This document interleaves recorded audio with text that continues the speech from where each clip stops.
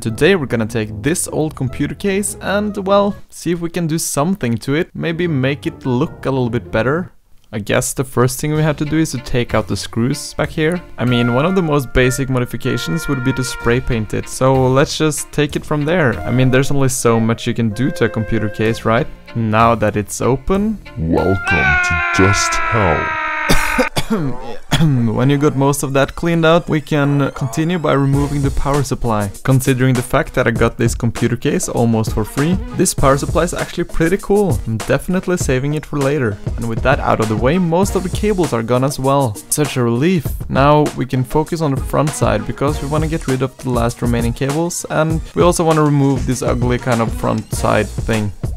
And let's take out the optical drive. Yes, I know, it's like an archaeological expedition.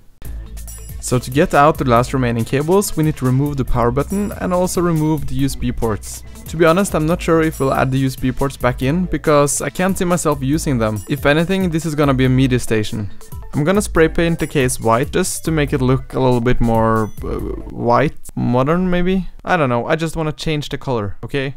So I rubbed it down with some methylated alcohol, just to make sure that there were no stains that would prevent the paint from sticking to the aluminum. So as you can see, initially I used an airbrush, and it turned out that was a bad idea. My airbrush is designed to create small and intricate patterns, and it's not made for covering big surfaces. So I quickly turned to spray cans.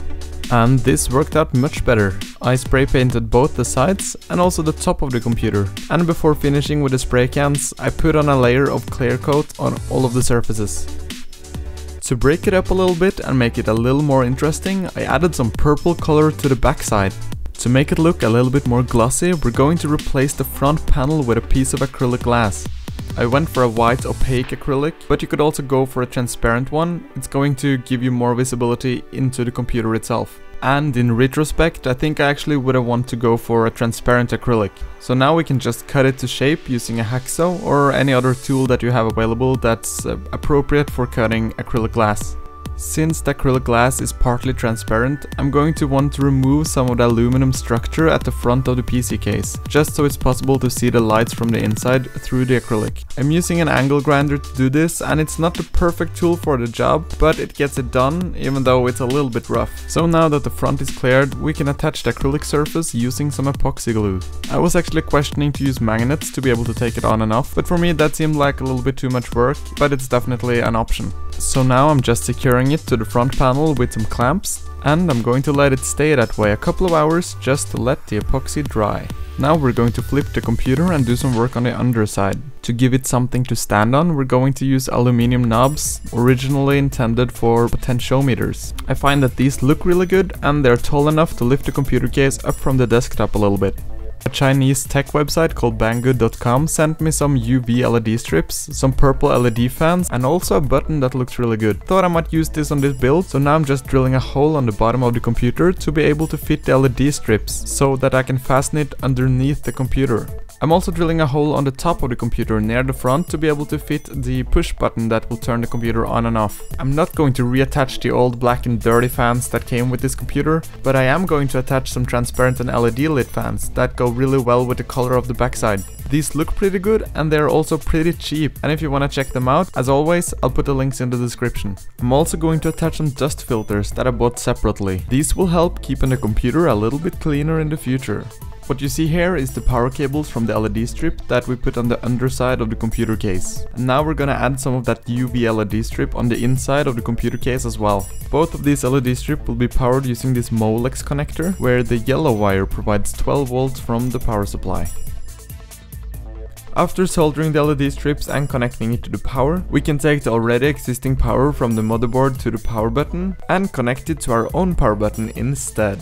The cable management here is not super good, but it's only gonna be a media station, so I think it's gonna be fine. Now we're just reattaching the sides, and we're basically done.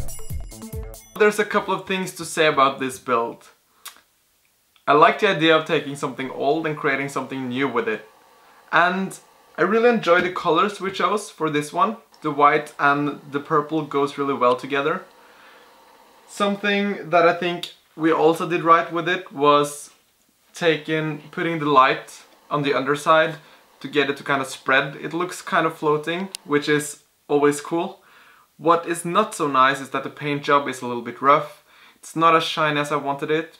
When I started it, I wanted like an open feeling to the whole case. I don't think the front panel gives off enough light, and also you can kind of see the remains of the metal on the front. And originally I thought that would be cool, but well, what can you do? It doesn't look that cool.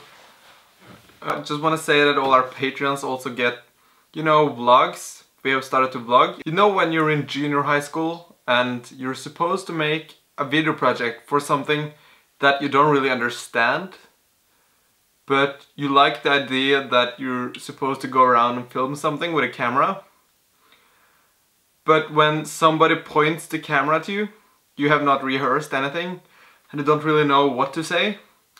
So you end up feeling really uncomfortable and then you can't act normal at all. Well, that's basically our vlogs now, so... How much cake did you eat? Enough to get ashamed. Even I was a little bit ashamed on your behalf.